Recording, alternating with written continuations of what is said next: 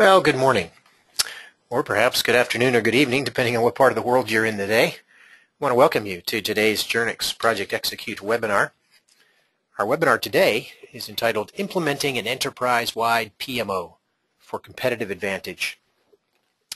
We have our guest speaker today, Orlando Lugo, who's done this webinar for us before. You're in for a treat. Orlando has some great experience in this area, and you're going to learn a lot about implementing that enterprise-wide PMO. My name is James Bronner. I'm the Director of Marketing here at Jernix, and it's my pleasure to be the host for today's webinar. Our goal is to keep you right under an hour, and so we'll do our best. We recognize your time is valuable, and so we'll rock and roll through the webinar today. And a couple of housekeeping items. You can receive a full PDU for attendance at today's webinar. It's real simple.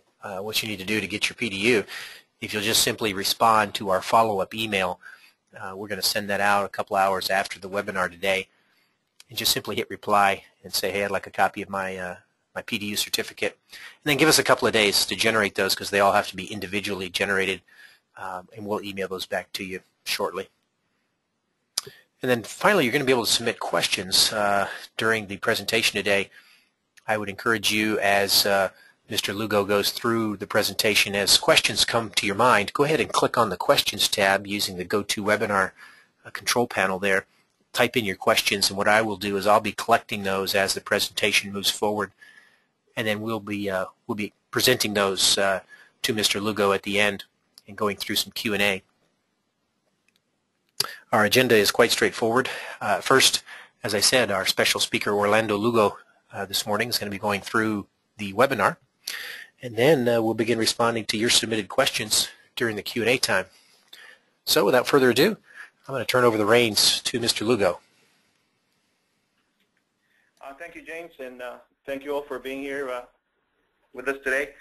We're going to talk a little bit about how to implement a PMO for competitive advantage, and I guess just as an introduction, I kind of got into the business of creating PMOs kind of the same way that I got into the business of being a project manager. It just happened that there was an opportunity there, and they were looking for someone who would be bold enough to kind of get into it, and I offered my services, and so I'm not a professional presenter. What you're going to see in this presentation is more of my effort to capture some lessons learned and some of the processes that I've used before.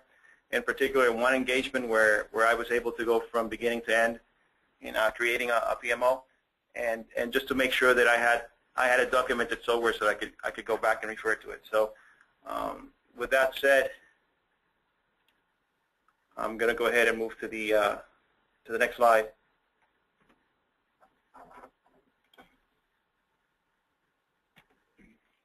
Okay, so here's our agenda for today.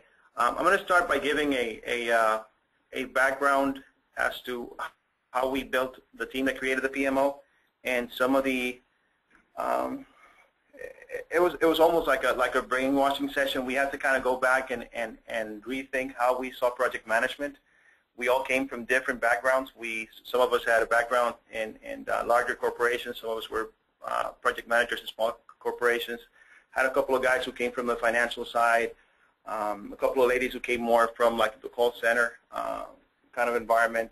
Had one lady that came from the pharmaceutical environment, and so and my last engagement had been in the newspaper industry. So we just kind of wanted to sit as a group and make sure that we had the same focus, the same message before we took this message out to the rest of the company. Then after that, I'll talk about how we went ahead and defined the mission. But before defining the mission, we wanted to make sure that the executive team understood the need. And so we did some research, and we'll talk a little bit about that and some of the things that we were able to bring out with some of the reports that we found that were able to highlight the need for a PMO, and in this case of an enterprise-wide PMO.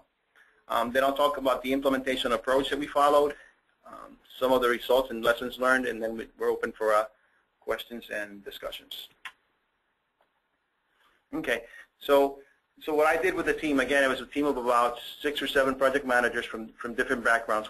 I started basically using some project management literature that I had found either in books or researching through the internet. And this quote right here basically summarized the message that I was trying to give, that strategic project management is the management of those projects that are critical for a company in order to enable that organization to have a competitive advantage. And I thought at the time that this was a great summary, but also the timing of it. You know, the way the economy has come around, companies cannot afford to waste resources, and there's a bunch of studies out there of how many resources are wasted when project management does not follow best practices. And so, to me, it's very important, and I think one of the areas that as project managers we need to emphasize as we present our value to our companies is that what we bring is we bring focus, we bring great disciplines to make sure that the value of the projects are realized, and that we're actually working on the right projects, and we're working on those projects in the right way. So this was kind of the center message that we wanted to bring out. Another quote that I found was also in this blog, and basically said that I'm thinking that economic collapse is the environment for project management to shine, basically. And if you look at it, I remember my older brother working for a company that had a lot of resources, a lot of money to spend, and they were not very careful in the way they were spending. And then he moved to a company that was struggling, and he says the biggest difference is we really have to make sure that we watch where we invest our money. And I think that's what project management brings to companies today is making sure that project investments are selected in a wise manner, and that and they're followed through so that the value is realized. And so again, I thought this was a very good way to kind of introduce project management into the culture, and also to make sure that as a project management team we understood our value. To me, project management is a key core competency that every company should have if they want to be successful in this economy. The other thing I did was I went back and looked at a couple of books, and this was an interesting book because Jim Collins had already written a couple of pretty good books. One of them is called Built to Last, and the other one's I think it's Good to Great. And so he had studied these companies that had been very successful for a long time, and what he's done with this new book, which came out about like a year and a half, couple of years ago, is that he's gone back to those companies and he's realized that some of those companies are not even around anymore. And so he found kind of a staged process into how these companies fell into oblivion, I guess. And if you look at what happened between stage 1 and stage 2, to me that's one of the areas where Enterprise PMO can help. Basically, they became so successful that they lost focus, and they were just trying to do too many things, and they became very undisciplined in the execution of their strategy.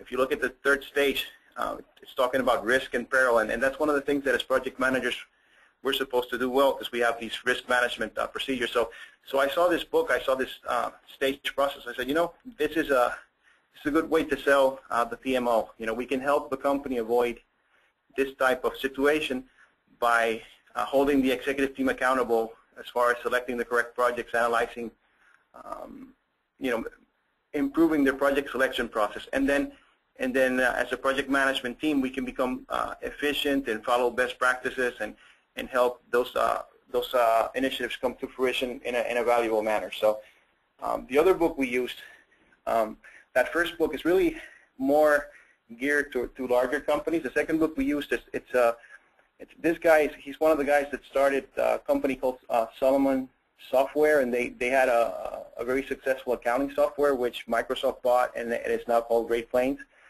And he had a smaller company, and based on his experiences in the last 20, 30 years, he came up with this book called 6 Disciplines for Excellence. And as I looked at the 6 disciplines, what I saw in there was our project management process. You know, it talks about strategy, deciding what's important, and that's really what project portfolio management is all about. Is taking strategy and breaking it down and making it practical and executable. And then it talks about planning and organizing and executing and innovating and then learning. And if you look at this, it's really the project management process. It might be presented in different wordings, but but it is the process, including the lessons learned, which is that learning part that they have in there. So again, I use these two resources to kind of get the team ready to what we were going to sell to the rest of the company, and also to kind of get the wording I needed to present it to the executive team. Because I think one area where we sometimes fail as project managers is that when we talk to the business side, we talk in project management terms, and we lose them. And I've had that experience. I had an experience with a marketing VP that I was talking to, and I thought I had made a great presentation, but I kept looking at his face, and I realized that he was not catching what I was saying. And I went back after a while. My first reaction was this guy's pretty dumb. But then I went back and I realized it had nothing to do with the guy. It had to do with the way I had presented the information. And I was using terms that he was just not used to hearing, and that's why I was losing him. And as a project manager, the way I communicate is very important, because a lot of what we do is communicate. And so I knew that I had to go back and change the way I spoke to make it more business-like. So the next thing that I dealt with the team was most of us are trained, especially if we're certified as PMPs, to look at project management kind of in a project-by-project approach. And so it's a very focused approach where we're trying to ensure that our project gets successful.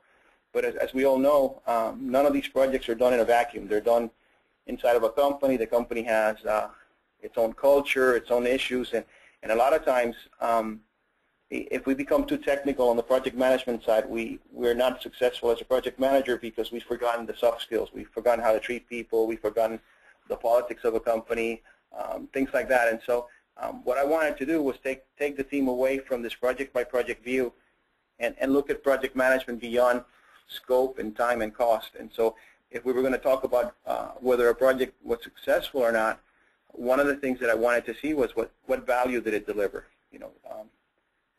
The executives were supposed to come up with a business case for their projects so that they could be discussed and selected and prioritized. And so what I was trying to tell the team was, okay, so the first step really is what are the strategic goals and what's the fit of the project within that strategy. Then we execute the project, and then we go back and we measure. And if we didn't meet the expectations that have been set, then we need to adjust some way. Maybe it was a project not worth doing, or maybe it's a project that was worth doing and we just needed to make some adjustments. So the way I would describe it to the team was, the project started way before it came into our hands, and we need to get into those conversations. We need to, as an enterprise PMO, we need to be able to sit in the executive team and listen to the reasonings as to why to start a project, so we can understand the goals behind them. And then the other thing was, the project is not finished when the switch is turned on a new system. The project is finished when we go back and we measure a couple months later and make sure that the project did bring the value, because that's really what's going to help us learn and hopefully be better selectors of projects in the future. So I kind of changed the idea of that focus view to a more strategic view of project management. And again, looking beyond scope, time, and cost, which are very important, because if we don't execute, there's nothing we can sell. So, at the end of the day, we need to execute so we can get the credibility and the trust from the executive team, so that we can sell the rest of the ideas of project management. But just looking at, it was kind of our new framework, and we put this all over our offices just to kind of remind us of the conversations we wanted to have. And then going back to the PM language versus the business language, instead of saying project portfolio management, we started talking about strategic planning. Instead of saying lessons learned, we started talking about making the organization a learning organization. We talked about leadership. If you look at it, to me, personally, the best leaders are found in the project management team, because we move things forward with a group of people that don't really report to us directly, and yet we're able to influence them. We're able to set a vision, which is the project goal, and we move forward towards that, and most times we do it very successfully. So to me, emphasizing the leadership that the company had within the project management team was very important. In these times, things like uncertainty, instead of using the word risk management, we basically did how do we deal with uncertainty, and we have these tools that can help us not only in a project, but if you look at it, these risk management tools that we have really can be used at the highest level of a company. So, just going into these business terms which the executive team is more used to. And one of the key terms here is things like that competitive advantage, first to market, maximize value, because at the end, that's what the executive team, the question from the executive team is going to come out to is, what's the value in this? And so we have to talk those in those terms. So we started changing the way we talk. Now, when we were as a team talking about improvements, of course we use PM language. But once we went outside of our little meeting, then we went back to using the business language and talking about, and if you look at this list, empowerment, and all these things are great terms, and as a project management profession, we practice all of them and are very good at doing that. I'll touch one more here, the customer satisfaction. That's what I have found in the places that I've been at, especially in IT projects. The IT department is famous for trying to tell the business side what their need is. And I think IT is more there to come up with a solution and not to really talk about what the need is. And so as project managers, bringing the customer's voice into the project is key and it's essential. So that's one of the other areas that we emphasized. Hey, Orlando, can I ask a question? Just to give you an example of, yeah. I find that one really interesting because a lot of times folks think about and you can go back a slide if you like, the whole portfolio management as kind of a strategic approach at looking at what groups of projects or what initiatives are we as a company going to push forward in order to reach our overall goals. And it's interesting that you tie that back into, from the business language, customer satisfaction. I guess what you would say then is a company should not be putting together a portfolio that does not meet market demands. Is that kind of what you're saying there? Yeah, and the interesting part about us setting that PMO was that where we first got buy-in was in the lower levels of the company, because they had been listening to the customer and they were looking for a voice to take that back to the executive team. And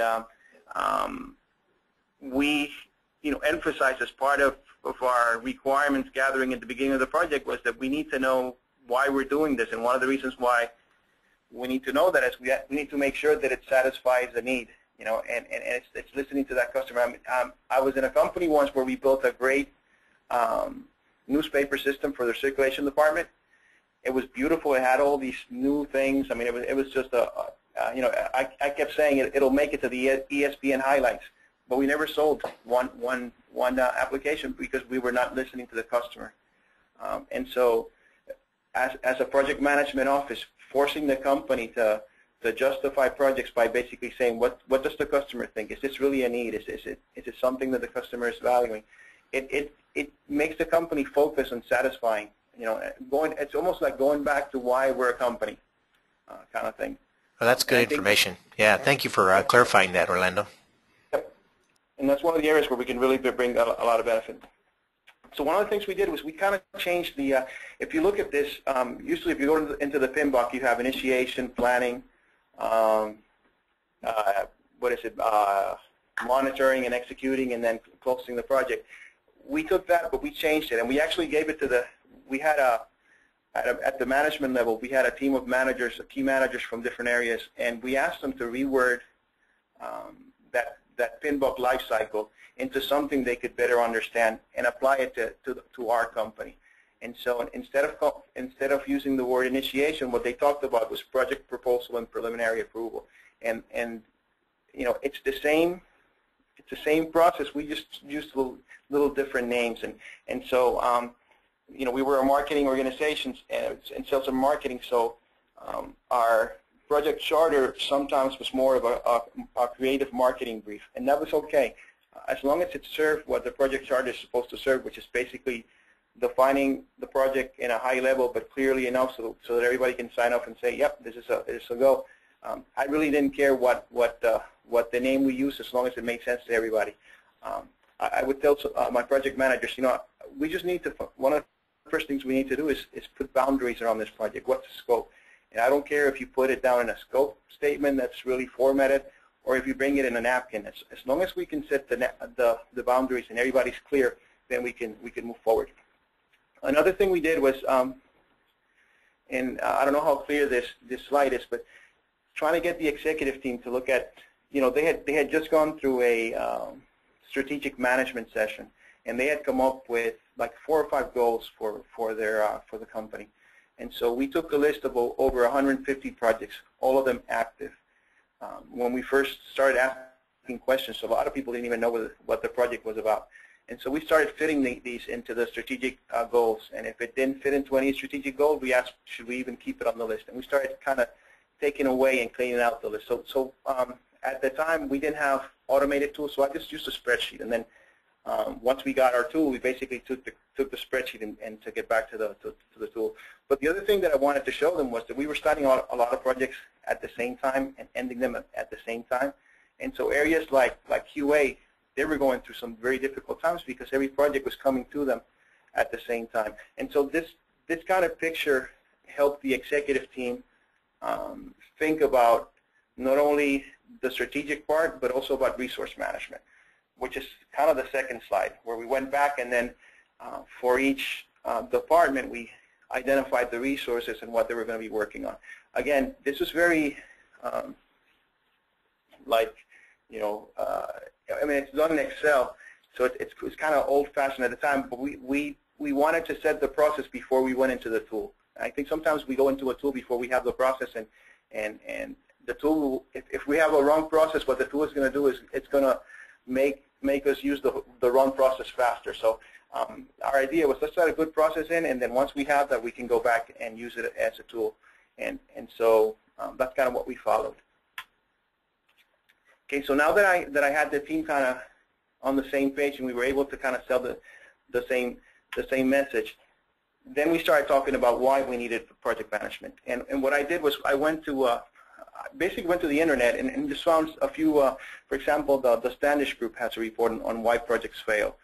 PMI has a couple of reports about that, and just highlighted like 10 or 15 of the common project failure items, and then bring those into our company. So for example, we didn't have all the projects aligned to the strategic goals, and we had over 150 projects, and at the end we ended up with about 25 to 30 projects, which was much more manageable. We were really monitoring performance, and one of the things that was interesting was we sold a product similar. I don't know if you guys are familiar with AAA, that provides like, I don't know, I would say about 40 benefits to people who own cars, including tow truck and things like that. We had a similar product like that, and it was sold at like a 1-year product, a 3-year product, a 5-year product, and a 10-year product. And the one that we sold the most was the 3-year product, and we thought we were doing very well with it. Well, once we started getting monitoring information, including the financial side, the only product where we really lost money was the 3-year product, and here we were, so proud that was the one that had the most sales. So it's things like that that all of a sudden opened the eyes of, for example, a CFO. And now you have somebody who has a lot of influence and who's backing the project management effort because he's seeing how it can really help the company become more competitive. I already mentioned about having too many active projects and all projects starting at the same time. We were having all sorts of resource management conflicts. That's why, again, we got a lot of buy-in from the lower level and mid-management, because they were struggling with their resources, and to have somebody come in and help them balance the work to them was great. And so that part of the thing was kind of more of a grassroots, kind of coming from the lower levels up to the executive team. The bottom one, the unclear roles, and that happens a lot, where everybody assumes that somebody else is doing the work, and projects were, especially in the quality side, they were not as good as they should have been. And so we helped a lot with that. Too many scope changes, and that's typical, especially in IT-related projects, where if you get 80% of the requirements, you've done a great job. Again, these are things that are, the interesting thing about, for example, the PMBOK, it's a book that has the experiences of many years and many best practices, and we should use that to our advantage. And when we see a report like this, and you can say, a lot of companies are struggling with this, so that people don't take it personal.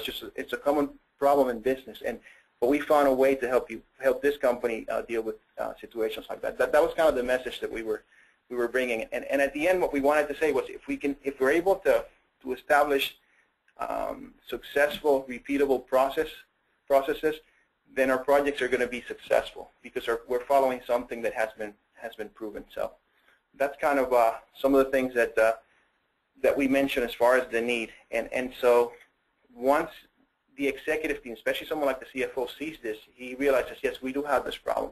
Yes, it's costing us money. What can we do to fix it?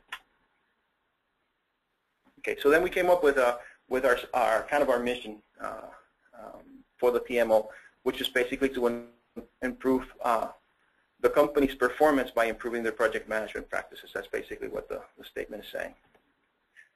The next thing we did was we looked at the company as a whole, and we said, there was one engagement that I had before I had gone to this company where we tried to do too many things as a PMO. And what ended up happening was we in a way, we failed because we just had too many things going on at the same time.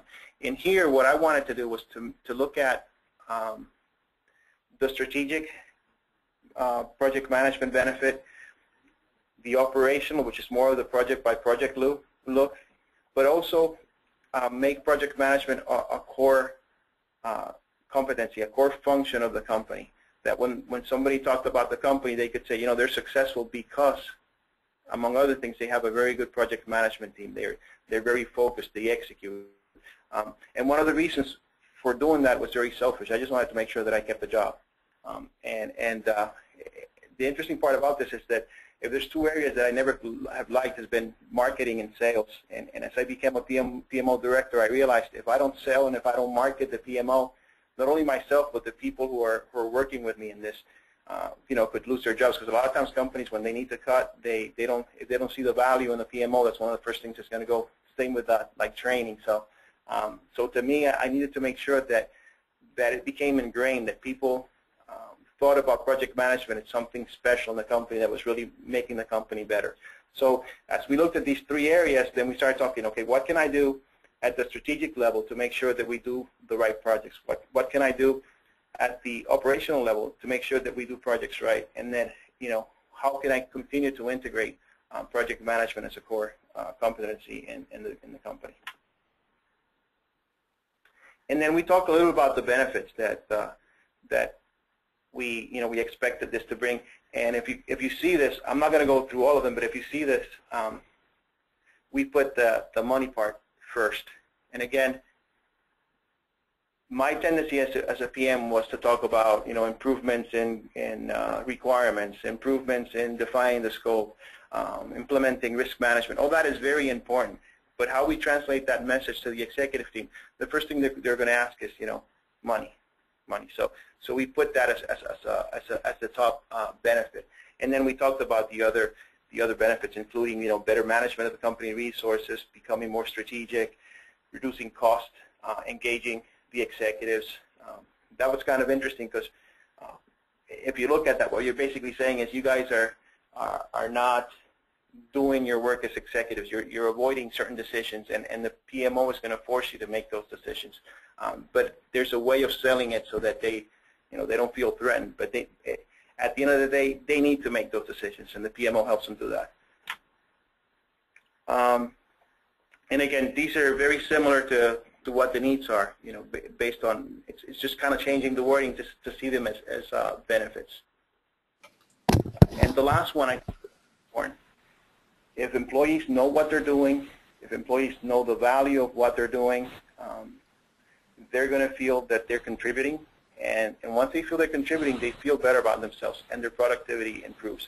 And it's amazing what a good, efficient PMO can do to employee morale. Things get communicated in the company. Communication going down from the executive team down to the lower levels of the company, but also the other way around.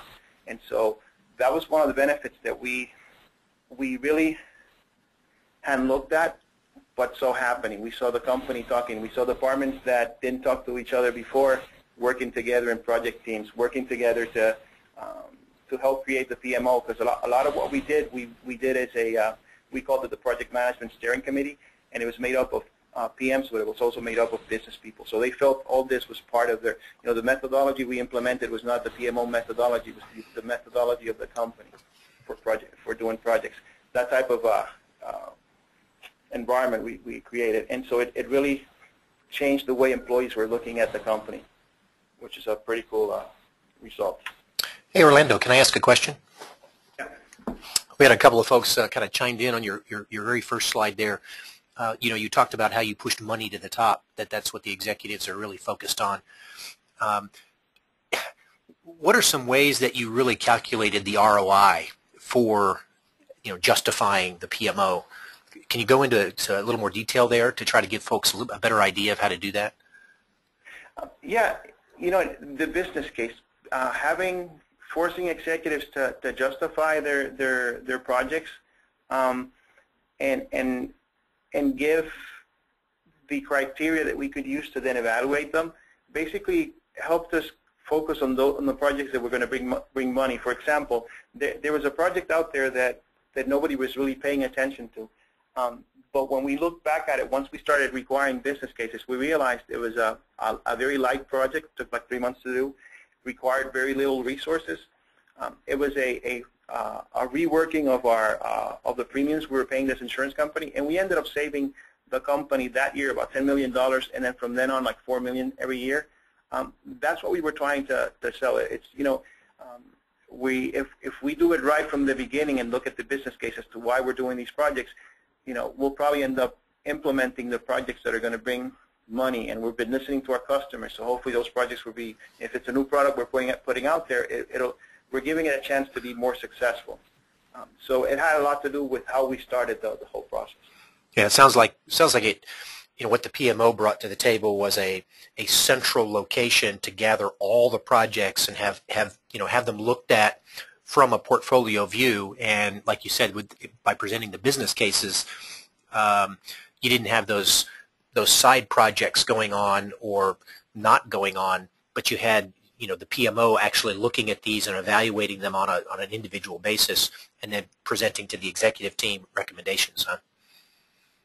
Yeah, and a couple of executives, when we first started this, all their projects were going to bring like 150% ROI, but once they saw we were measuring, they did a better job of justifying their projects. Good point. Now we're put on the spot. So yeah, thank you very much.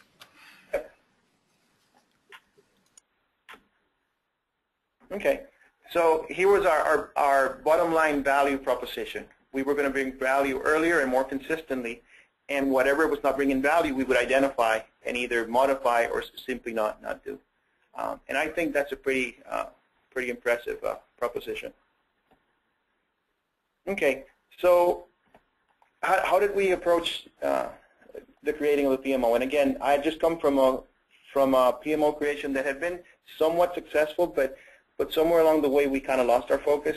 So one of the first things that I wanted the executive team to see was that it was going to be a process improvement initiative. And what I mean by that is that if you look back at someone like Deming, who came up with this cycle that basically said implement something in a small scale, test it, perfect it, and then take it out to the rest of the company. And that's what we were trying to do. I wanted to make sure that I set the correct expectations. In other words, I didn't want the executives to think that just because they created a PMO today, tomorrow they were going to have all these benefits.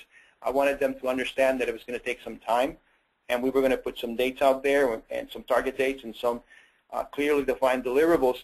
But it was still a process improvement process. It was something that we would do, we would look at, we would measure, we would change, make it more effective, and then roll it out to the rest of the company. The other thing that I wanted to bring, and this is more on the PM side, was to make sure that we follow some sort of maturity model, because those models are there for a reason. They've been proven right. So we wanted to make sure that there was some science behind what we were doing. And then the last thing was I wanted the PMs to understand this is change management. We're going to be inflicting some pain on some people. It's not the way that we're used to doing business, and some people might feel threatened. And so we have to be patient, but we have to keep moving forward. And one of the key things about change management is if you're able to find a couple of small victories, and if you're able to bring in a couple of new champions into your fold, and my mentor at the time was the CFO, and he said if you can get either the marketing guy or the sales guy, who were the two biggest mouths, in the executive team, if you can get one of those two guys on your side, they're going to sell the PMO to the rest of the team. And that's what we did. We went to the marketing guy. We asked him, with what project have you been having problems implementing? Same thing, same question to the sales guy. And for example, the sales guy said, every time we bring a new state to sell our product, it takes 6 months, and I think that's just taking a lot of time. And so by basically analyzing the process, we realized we could cut that back to like 3 or 4 months. And so that meant 2 more months of sales, and he was very happy with that. And once we did that, the guy who at the beginning, when I first talked to him, had told me that any process was an obstacle to sales, was now our biggest defender. So that's why I also wanted to mention that it was a change management initiative. So here's a process improvement model that we used, and again, it's just planning the change in a smaller scale, looking at it, verifying it, and then once it's refined, taking it out to the whole company, and then going back and finding what else we can implement. And there's so many things you can implement, in the project management discipline. So, you can start by basically making sure projects are better defined. So you can look at how you create the scope, how do you do the business case, how you do gather requirements, and that could be your first kind of push through this thing. And then go back and start looking at how you manage risk and issues, and make some improvements there, and then go back and and that's kind of how we wanted to move this forward. But this was key for the executives, because I wanted to make sure that they understood, and it's not, today we're here, tomorrow it's completely successful. It's going to take some time to make these changes.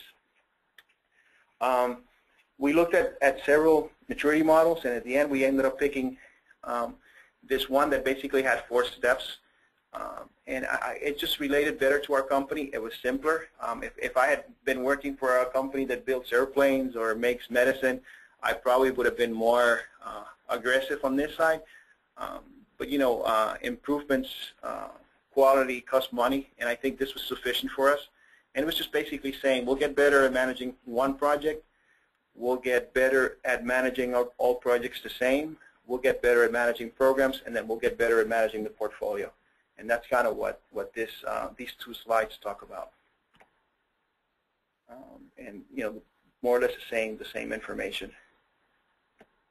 And then we went into our change management process, and at the end we said, this is going to be a change management project, and we need to follow some sort of change management model.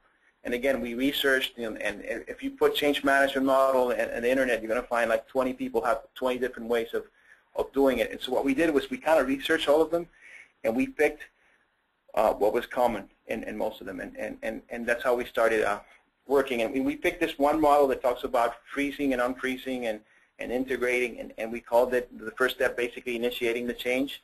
And what we did was for example, we sat with each executive and asked them, what do you expect out of the PMO?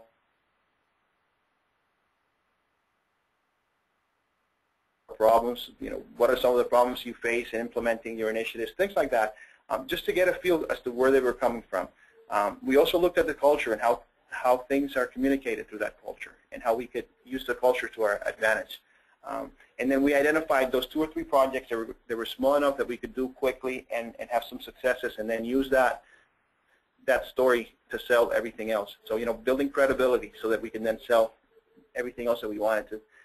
We looked at the executive team and who were the people who were supporting us, and who were the people who were still not clear as to whether this is what the company needed. And then we started communicating and developing the change vision. And we communicated at the executive level, and the presentations there were a couple of slides, because the executives don't have the patience to see more than that. We communicated at the kind of the middle management level, and created a steering committee at that level, and those presentations were more detailed, because that's where a lot of the work was going to take place.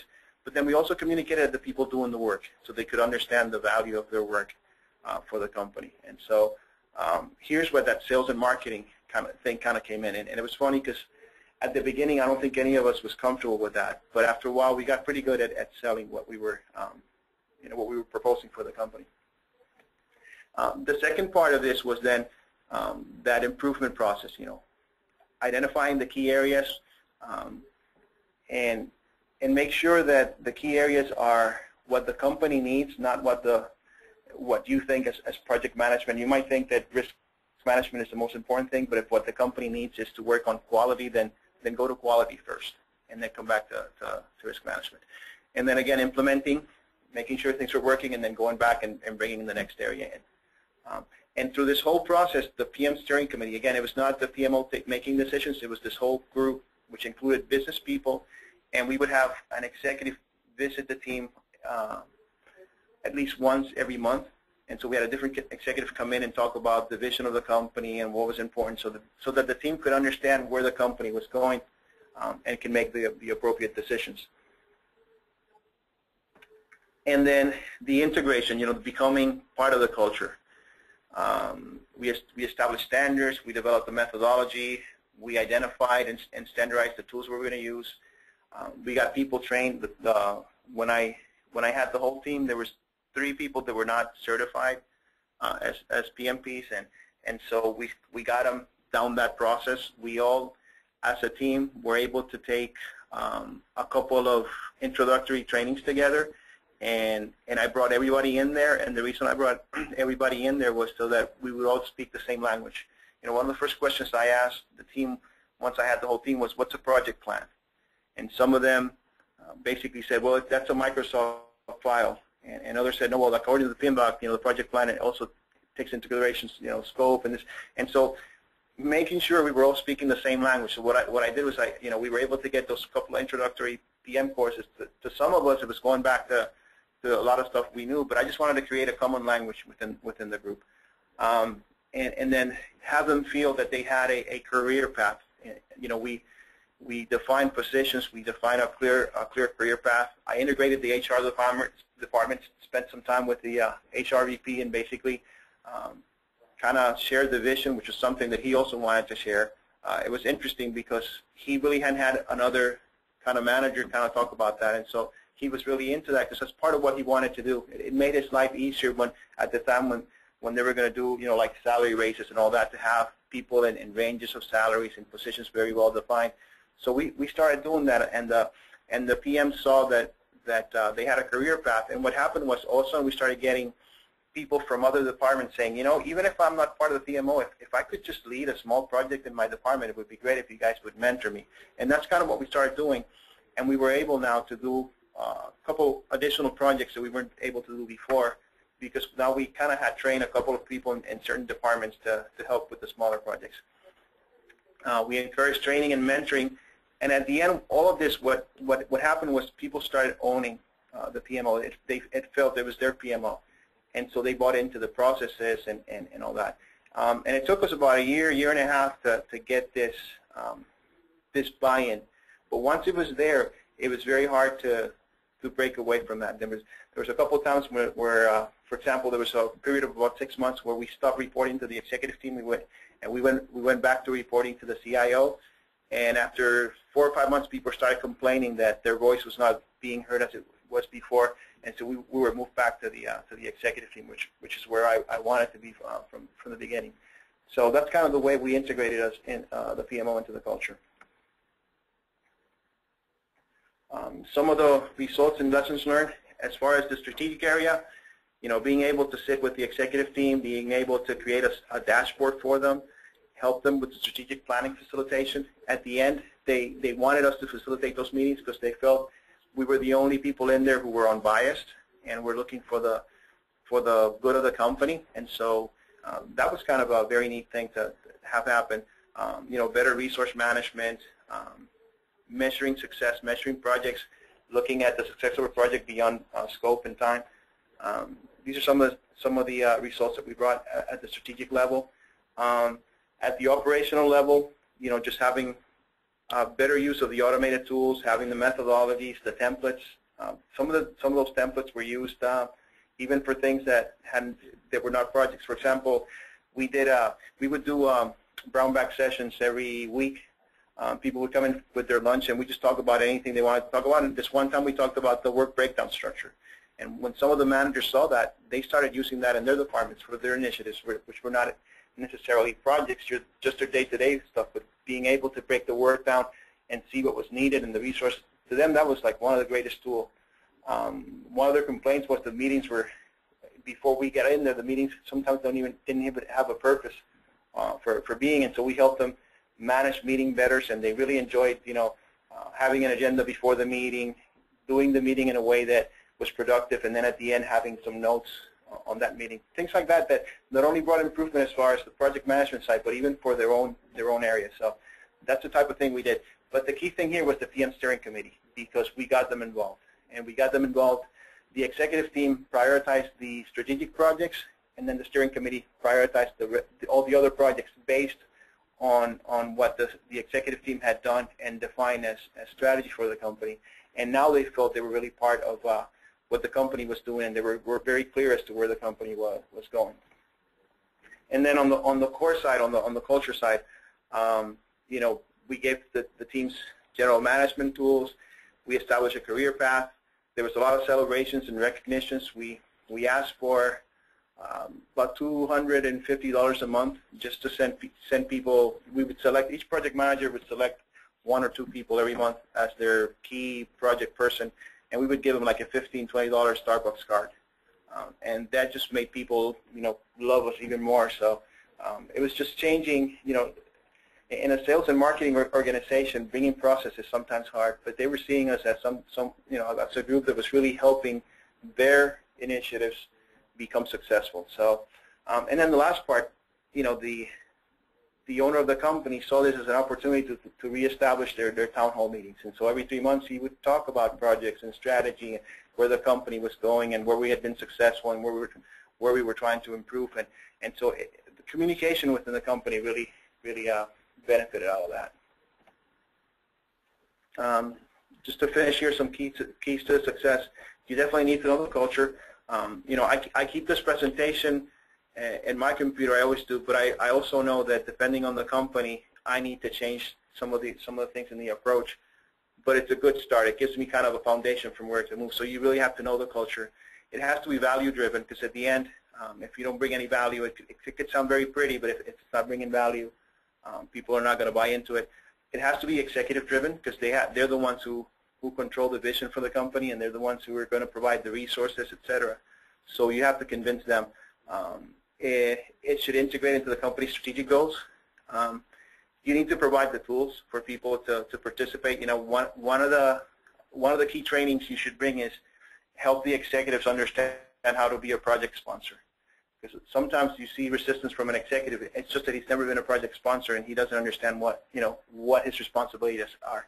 I had a marketing guy who was just very dynamic, and so I was able to convince him, I need you in the first meeting, I need you in the kickoff meeting, and every once in a while I'll call you in, but I definitely don't need you there every meeting, because if you're there every meeting, you're going to drive people crazy. And he would laugh about that, but he realized that, and so he became a better sponsor, and then he felt comfortable. So that type of training and mentoring, not only at your level and the lower levels in the company, but you also kind of have to do it with the executives. Team-based planning and execution, which is what project management brings, and listening to the lower levels is so important, because they're the ones a lot of times who are really in contact with the client. Managing communications so that people understand it's not going to happen in one day. It's a process, but here's where we're moving forward. Here's the new milestones we're going to meet and the benefits they're going to bring. So a lot of communication, and again, that's part of our jobs. Managing the pace of change. There's companies, when I was in the newspaper industry is very slow to move as far as business decisions. They're very conservative. The next company I was at is a sales marketing company. They were very aggressive. So understanding the company and how well they accept change, and being able to compromise and make it iterative, so that you're bringing improvements in little by little, and then at the end lead by example. If when you're managing your own project you're not following the process, then you're basically preaching without really following. I had a lady who used to say, we need to drink our own champagne. So that's also kind of key and important in all this. And that's my story. I'm sticking with it. Thank you, Orlando. Boy, there's a lot of interesting things that you went through that I'm sure our audience is like me, have a bunch of questions gathered up. So I would encourage you, if you've not already submitted your question, go ahead and click on the questions tab. We've got about 5 to 7 minutes here remaining where we can pose some questions to Orlando about what he went through in creating this, what some of the obstacles were. So I would encourage you to go ahead and submit your questions. One of the questions that came up to me, Orlando, as you were going through this was one of the things that I hear in organizations, especially when they're setting up PMOs, is and you touched on it just briefly, and I'd like you to expand on it, the issue of resource management.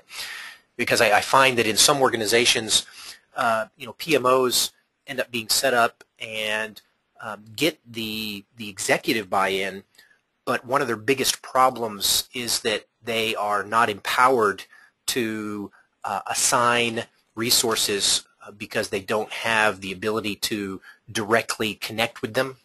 There's either a resource manager, or they're trying to assign folks from other departments, and they have to go through other folks to get those folks working on the projects, and that becomes a huge barrier to the success of the PMO. What were your experiences in that realm, Orlando? Yeah, this company, where most of the information comes from, we were able to control that. The next company that I worked at, that we established a PMO, they had kind of a resource person, and what we did was we never, as long as the goal was achieved, it didn't bother me where it resided.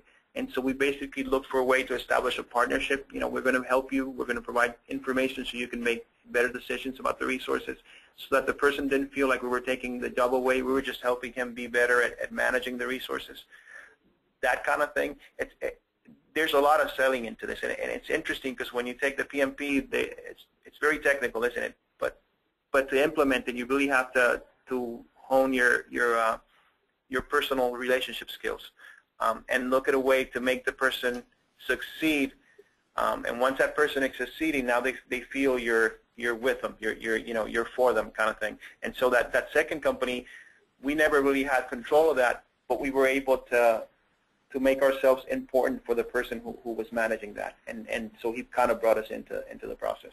But yeah, that's an excellent question.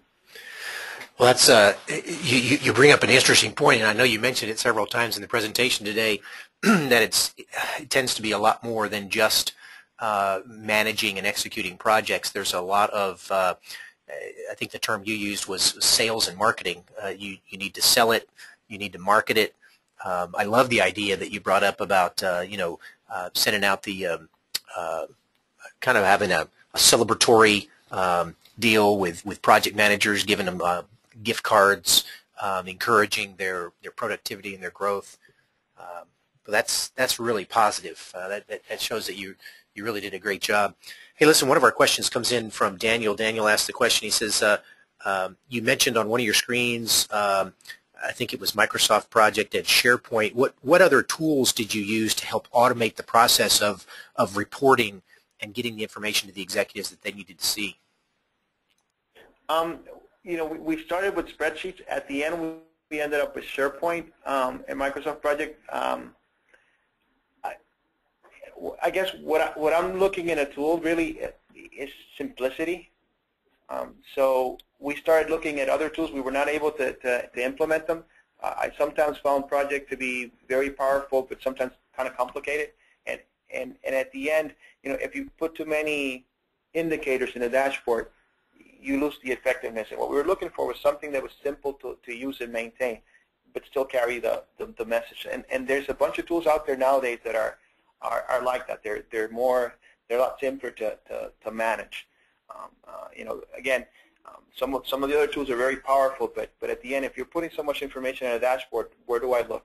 If you're driving a car, you don't need the dashboard of an airplane, kind of thing. Great, thanks for that information. We've got another question coming in. We've got about 2 more minutes left, so as I said, go ahead and continue to submit your questions. Should we run out of time, go ahead and send those across, and we'll see if we can respond to those offline. Our next question comes in from Bill. Bill asked a question. He says, all right, so now that you've been successful implementing the PMO and you have a chance to now look back on it, what would you have done differently? Not stop selling, because executive teams change, and all of a sudden your supporter leaves for another company and somebody else comes in, and you have to basically restart yourself. And sometimes we, kind of like that slide that I showed about the companies, we were very complacent with what we had done. And we forgot that this is something that you just need to keep bringing up the value, you know, whenever you get a chance. And whenever someone else new comes into the executive team, realize it's, you know, it's almost like you're starting over. But if you don't do that, you stop being relevant. Thanks, Orlando. Looks like we've got time to squeeze one more question in before we hit the top of the hour. I want to keep you guys to the hour that I promised you, because I recognize your time is valuable. Our last question we're going to be able to get to comes in from Stefan, I think is how you pronounce your name. My apologies if I said that wrong. Stefan asked the question, he's interested in setting up a new PMO, and he's interested in what are the different reporting arrangements that can be set up within a PMO. I think that's the question in a nutshell. Who was your PMO reporting to? Who did you get eventual authority underneath? And what are some examples of some other reporting where the PMO will report into? Yep. I've reported to the CIO just because usually in IT they have so much work that it's one of the first places where they want to create something like this just to help them with managing resources and projects. And I like that, except that my focus is going to be in satisfying the CIO more than in satisfying the company kind of thing. That's why I'd rather report to an executive team. And when I've reported as an enterprise PMO, there's been times when we reported to the general counsel, and it was a regulated product, so that helped out a lot because everything had to go to the general counsel anyway, so that kind of gave us some certain authority just by being there. I reported under the Chief Operating Officer, so it's kind of a direct report to the officer, but an indirect report to the rest of the executive team. The best times have been when we've reported either to our Chief Operating Officer or even to the general counsel, because it's given us the influence to be able to implement a lot of these things. When we've come back to report to the CIO, we've lost the strategic focus. I mean, it's been good for the IT department, but we've lost the strategic focus. So I try to take the way up to that. And I would suggest if you go into there's a supermarket chain here in Florida called Publix. If you go into their website, it's interesting because the PMO basically is part of what they call the strategic support group, and they have the PMO, the process improvement team, and the decision support team. All three of them as kind of the internal consultants for the executive team, and I like that setup. Good information. Thank you, Orlando. Well, we've run short of time. I want to thank Orlando for spending time with us today and all of the valuable information that you've provided. I hope that you as attendees have gotten a few nuggets from today's presentation. If you have any questions for Orlando, feel free to send those across. I'm sure he'd be happy to respond to those on an individual basis if you've got some more in-depth questions about how he was able to accomplish the great things he did and help you to set up your enterprise PMO. We want to, again, thank you for taking time out of your busy schedules to join us today. Remind you that in order to get your PDU certificate for today, just simply respond to the follow-up email that we'll send out here in a couple of hours and request that. You can also request a copy of the slides. What do we do as Jernix? We, as you show on the screen there, we help you to invest your time wisely. Our key focus is helping you to put the right people in the right place at the right time, and so it's managing your resources across your projects. So we help with that whole dashboarding issue of putting the right person on the right project, knowing what they're working on, who's available for the next project. So if that's an issue that you're having, feel free to contact us there at the website. We'll be happy to set up a demo and give you some case studies of how we've helped other companies to be able to manage their resources more effectively. Also, I would encourage you to continue in your professional development as you're doing today. There's several webinars that we have going on this semester, including Orlando's that you just listened to. In fact, he's got a recording of his previous webinar that he did, as well as several other webinars on executing projects more effectively. There's one on what it takes to be a great project manager, one on social media for project managers, another for implementing change and how to balance multiple priorities. Several external speakers that have literally hundreds of years of experience I would encourage you to continue to enhance your professional development. Go over to the website, sign up for some more of these webinars. Not only get your free PDUs, but really advance your career. Again, I want to thank Orlando for spending time with us today. Fantastic presentation, and I want to wish you well. I hope that all your projects are successful. Have a wonderful day today. Thanks again.